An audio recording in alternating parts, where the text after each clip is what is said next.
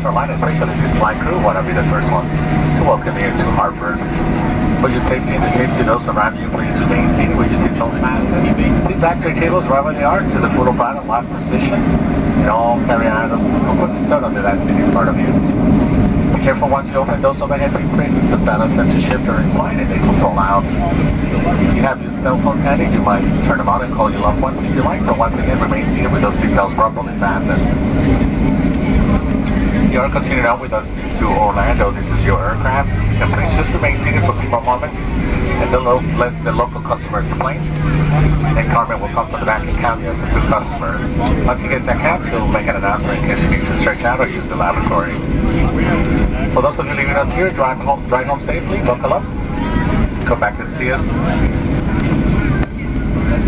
And I want to give a special congratulations to all the mothers and their special day tomorrow.